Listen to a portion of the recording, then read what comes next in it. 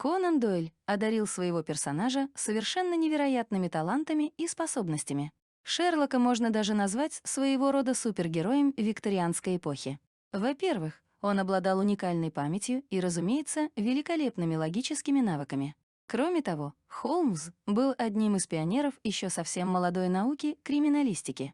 Дойль даже воскресил своего персонажа из мертвых, что еще больше уверило читателей в его супергеройской натуре. Долгое время считалось, что главным и чуть ли не единственным прототипом Холмса был Джозеф Белл, учитель и наставник Конан Дойла, под началом которого тот работал в госпитале. Белл действительно сыграл значительную роль в формировании образа Холмса, о чем сам автор признавался в письмах к учителю, однако позже исследователи предположили, что у знаменитого литературного сыщика были и другие отцы. Более того, полагают, что прототипы имелись и у других важных героев — доктора Ватсона, Ирен Адлер и профессора Мориарти. Джозеф Белл. «Я обязан вам Шерлоком Холмсом», — писал Дойль в письме к своему университетскому профессору. Джозеф Белл преподавал в Эдинбургском университете, где будущий писатель обучался на врача. Студентов буквально завораживали навыки, демонстрируемые профессором во время практических занятий. Так, например, он зачастую мог определить род занятий пациента или угадать, откуда тот родом, а также рассказать некоторые детали из его биографии. Это умение подмечать детали и делать общий вывод на основании множества мелких фактов Конан Дойль развил в своем персонаже до небывалых высот. Сам Белл в одном из интервью, где его назвали прототипом сыщика, скромно заметил, что до гениального Холмса ему, конечно, далеко. А однажды в письме к Дайлу учитель сказал, что его персонаж в действительности куда больше похож на самого писателя. Тем не менее, в Холмсе есть и внешние признаки, которые делают его несколько схожим с профессором Беллом. Высокий рост, поджарая фигура, пронзительный взгляд и орлиный нос. Генри Литлджон. Литлджон был коллегой Белла по университету и его близким другом. Кроме того, в научном сообществе его знали как самого прогрессивного специалиста по криминалистике в Шотландии. Литлджон занимал должность эдинбургского инспектора здравоохранения и первым выезжал по сигналу полиции о подозрительной смерти. На протяжении нескольких десятилетий он успешно раскрывал самые сложные и запутанные полицейские дела. Более того, в этом ему помогал ассистент, тот самый Джозеф Белл. Об этом профессор впоследствии рассказывал в интервью. Белл отметил, что Литлджон зачастую называл его своей правой рукой. Белл, по сути, сравнил самого себя вовсе не с Холмсом, как принято считать, а с Ватсоном. Роль знаменитого сыщика в этом случае достается Литлджону. Спустя несколько лет после смерти последнего Конан Дойль также признался, что эдинбургский криминалист и инспектор выступил вдохновителем для его персонажа. Однако при жизненной славе он не снискал, и, вероятно, на то была причина. Скорее всего, писатель не хотел обличать Литлджона как еще одного прототипа Холмса, чтобы не привлекать к нему чрезмерное внимание прессы и общественности. Вместо этого он дал тому шанс спокойно заниматься своим главным делом — поимкой преступников, без риска быть узнанным. Джером Каминадо. Именно Каминаду позднейшие исследования выдвигают на роль самого вероятного прототипа Холмса. Он работал полицейским инспектором в Манчестере и прослыл настоящей грозой преступного мира. Каминадо прославился незадолго до выхода «Этюда» в багровых тонах, и в последующей его биографии есть пересечение с судьбой Холмса. Присутствуют и другие сходства с литературным героем. У инспектора, как и у персонажа Дойла, была своя сеть агентов из криминального мира, на чьи услуги и подсказки он полагался. Каминадо вербовал информаторов с той стороны, которые не только давали ему наводки по конкретным преступлениям, но и обучали инспектора знаниям о криминальном мире и повадках его обитателей. Впоследствии тот так поднаторел, что мог издалека различить вора по его походке. Полицейский зачастую наряжался то нищим, то простым рабочим, то загулявшим допоздна пьянчугой, а то и белым воротничком. Делал все, чтобы подобраться ближе к подозреваемому. Притом маскировался он так хорошо, что даже его коллеги не могли распознать в нем знакомого. У Каминады имелся и свой профессор Мориарти, закоренелый преступник по имени Боб Хоридж, ненавидевший сыщика. Полицейский однажды поймал его на краже часов, что привело Хориджа в бешенство, ведь преступнику сходили с рук преступления куда серьезнее. Выйдя из заключения через 7 лет, тот бросил все силы на то, чтобы отомстить инспектору. Их противостояние длилось почти 20 лет. Будучи практически всегда на шаг впереди полиции, Хоридж долго умудрялся водить правоохранителей за нос. Все закончилось, когда тот застрелил 2 офицеров. После этого Каминада выследил Хориджа в Ливерпуле и арестовал преступника, которого затем приговорили к пожизненному заключению. Помимо Мориарти, была в жизни Каминады и своя Ирен Адлер. Девушка по имени Алисия Орманд в криминальном мире снискала славу чрезвычайно ловкой воровки и мошенницы. Она обладала прекрасными манерами, была хорошо образована и очень любила роскошь. Каминада выследил преступницу и даже провел задержание, однако это не помешало ему влюбиться в воровку. Через год и в жизни Холмса появилась женщина, перед которой он не смог устоять. Та самая Ирен Адлер. Недавние опросы показали, каждый пятый британец считает, что Шерлок Холмс был реальным человеком. Книги про похождения детектива и его помощника доктора Ватсона остаются суперпопулярными даже спустя 130 лет после выхода. У каждого есть свой любимый Шерлок. Кто-то утверждает, что ни одна экранизация по силе художественного мастерства не может соперничать с литературным оригиналом Артура Конан Дойля. Кто-то остается фанатом блестящей игры Василия Ливанова в советской киноверсии, кто-то восхищается современной британской интерпретацией известного сюжета. Говорят, то, что может придумать жизнь, не в состоянии вообразить ни одна даже самая пылкая фантазия. Однако иная выдумка оказывается долговечнее правды. Таков Шерлок Холмс, сыщик, созданный в конце прошлого века воображением писателя Конан Дойля. Во второй половине XIX века родился и достиг огромной популярности жанр детектива. Начало ему положил классический рассказ Эдгара «По убийству на улице Морг» 1841. Далее детективные сюжеты широко использовали Чарльз Диккенс, Эмиль Габорио, Уилки Коллинз и многие другие писатели. В многочисленных романах умелые и проницательные сыщики разоблачали хитроумных преступников, при этом образ сыщика был, как правило, довольно схематичен. Конан Дойль любил читать произведения П.О., но хотел писать не о раскрытых преступлениях, а о приключениях человеческой мысли, которые раскрывают преступления. Конан Дойль, в отличие от предшественников, решил создать яркий образ сыщика, благородного и справедливого, который вызывал бы не только уважение, но и симпатию читателей. Но исследователи сходятся во мнении, что такой яркий персонаж не мог появиться без реального прототипа. Конан Дойль неоднократно говорил, что Холмс был вдохновлен личностью доктора Джозефа Белла, с которым Конан Дойль познакомился в 1877 году.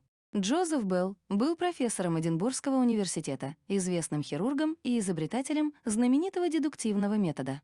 Артур Дойль учился на медицинском факультете этого учебного заведения, и профессор Белл стал для него кумиром, как, впрочем, и для большинства студентов. Профессор часто акцентировал внимание студентов на характерных привычках представителей той или иной профессии, учил их замечать детали. Если перед ними был матрос, его татуировки могли указать на ту местность, из которой он прибыл. Джозеф Белл даже советовал студентам-медикам изучать акценты, употреблявшиеся в английской разговорной речи. По акценту можно определить, уроженцем каких мест является человек, установить его вредные и полезные привычки. Белл был высоким, жилистым человеком с темными волосами, внимательными глазами, худыми плечами, дергающейся походкой и резким голосом, курил трубку. Химические опыты проводил независимо от того, насколько был загружен в университете и лечебной практике. Из всех студентов профессор выделил Артура Дойля и даже предложил ему место своего ассистента. В будущем писатель использовал полученные знания и навыки работы с людьми как в медицинской, так и в литературной деятельности. Первый рассказ о приключениях Холмса был опубликован за день до 50-летия любимого учителя Конан Дойля. 1 декабря 1887 года можно это расценивать как своеобразный подарок от благодарного ученика.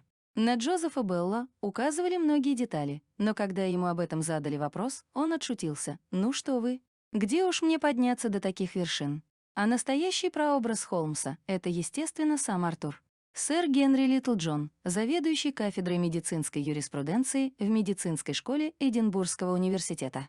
Также упоминается как вдохновение для Холмса. Литлджон, который тоже был полицейским хирургом в Эдинбурге, показал Конан Дойлю связь между медицинским расследованием и раскрытием преступления. Британский исследователь Анджела Бакли, специализирующийся на викторианской Англии, утверждает, предшественником литературного персонажа был некий Джером Каминада, следователь из Манчестера. Он обрел признание в Англии в середине 80-х годов в XIX веке, то есть незадолго до того, как Конан Дойль создал Шерлока. Сыщик из Манчестера, так же как и Холмс, был одержим своим делом и прибегал к искусным и эксцентричным приемам изменения внешности. Чем больше Конан Дойль писал о Шерлоке Холмсе, тем больше развивались и его собственные способности к дедукции, и тем сильнее становилось его косвенное и прямое влияние на криминалистику. К этому выводу приходят Майкл и Молли Хардвик, авторы изданной в Лондоне книги о Конан Дойле. Они считают, что образ знаменитого сыщика вобрал в себя многие черты характера самого автора. Перелистывая страницы рассказов о Шерлоке Холмсе, пишут они, и просматривая всю жизнь Конан Дойля, мы все больше убеждались в глубоком сходстве между автором и его героем. Сходство это можно обнаружить не только в привычке, скажем, работать в одиночестве, закутавшись в старый халат, не в курении трубки, наконец, даже не в том, что оба проводили химические опыты, держали в беспорядке бумаги, и у обоих на столе лежали лупа и пистолет. Самое главное состояло в том, что оба они, и Конан Дойль, и Шерлок Холмс, были выдающимися криминалистами. Оба, как и Джозеф Белл, блестяще пользовались методом дедукции, умели логически мыслить и обладали острой наблюдательностью.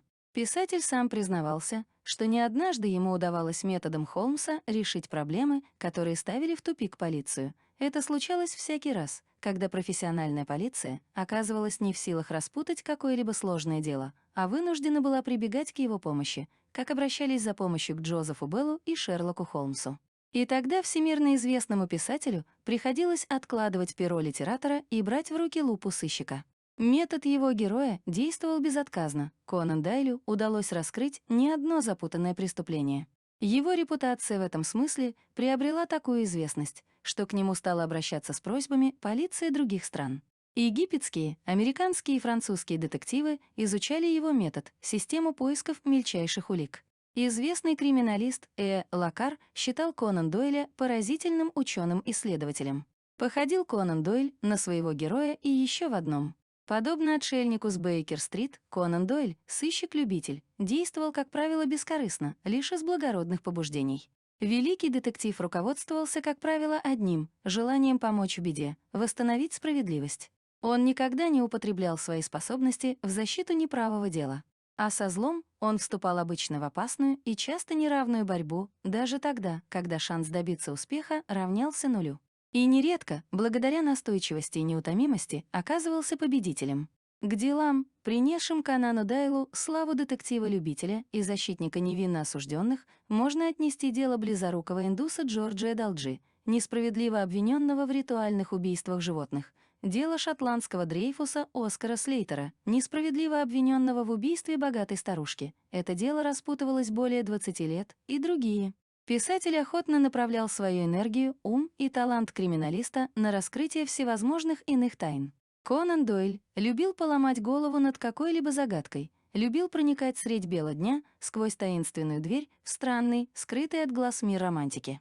Как и его герой, он питал пристрастие ко всему необычному, ко всему, что выходило за пределы привычного и банального течения повседневной жизни. Сегодня писатель выступал в защиту ирландского патриота, обвиняемого в государственной измене.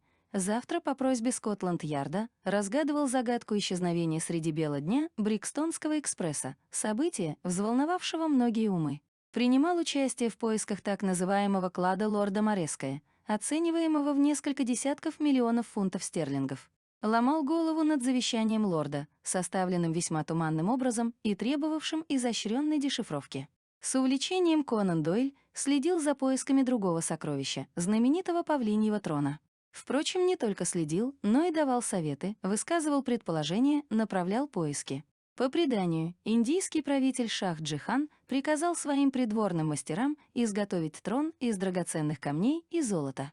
Как говорится в древней летописи, ему пришла в голову мысль, что огромное количество редких драгоценностей, имевшихся в сокровищнице, лучше всего использовать на сооружение трона, на котором император восседал бы во все возрастающем сиянии. Лучшие умельцы страны, привлеченные по распоряжению Шаха к работе, 7 лет трудились над созданием этого трона. На украшение его пошло множество бриллиантов и других драгоценных камней. Трон стоял на 12 опорах из изумрудов. 2 павлина, усыпанные драгоценностями, как бы венчали спинку трона, а между ними дерево с листьями из рубинов и жемчуга. В спинку был вделан огромный бриллиант, подаренный персидским владыкой Шах-Аббасом. По словам французского ювелира Таверньо, которому довелось осмотреть этот чудо-трон в середине XVII века, он стоил не менее 6 миллионов фунтов стерлингов. Долго восседать на роскошном троне Шах-Джихану не пришлось. Власть вместе с троном вскоре перешла к его сыну. А позднее, когда могущественный властелин персов Надир-Шах захватил Кабул, центр провинции империи моголов, он направил в Индию Мохаммед-Шаху ультиматум. В нем, помимо требования присоединения к Персии двух провинций, говорилось и о троне. «Я пришел», — заявлял Надир-Шах, чтобы взять также из Индии в Персию известный трон моголов. С возмущением Мохаммед-Шах отверг притязания персов. Судьбу трона решило сражение, происшедшее спустя несколько недель на Пенджабской равнине. Персы одержали победу. И первым их условием мира было требование о выдаче им павлиньего трона. Так трон моголов попал к персам. Во время одного из походов Надир-Шах погиб в схватке с курдами. В этом бою ими был захвачен и трон. Что стало с троном потом? Об этом сообщил английский путешественник Фрейзер. Ему удалось узнать от одного старого курда, принимавшего участие в стычке с персами, что курды разбили трон, а части разделили между собой. Впрочем, существует и другая версия. Согласно ей, курды захватили не павлиний трон, а его искусную имитацию. Подлинный же трон якобы остался в полной сохранности. Целым и невредимым он попал к англичанам, которые поспешили его переправить в Лондон. Однако до места назначения паруснику Гроусвинер дойти не было суждено. У скалистых берегов Восточной Африки судно попало в жестокий шторм и затонуло. И по сей день находятся охотники достать затонувшие сокровища со дна морского. Но пока что все попытки были тщетными. Напрасными оказались и усилия Конан Дойля, проявлявшего большой интерес к этим поискам. Сам Конан Дойль считал свои рассказы о Холмсе легким чтивом и не разделял восторга читателей. Более того, его раздражало то, что читатели предпочитают произведения Холмса всем остальным творениям писателя, тогда как Конан Дойль считал себя прежде всего автором исторического романа.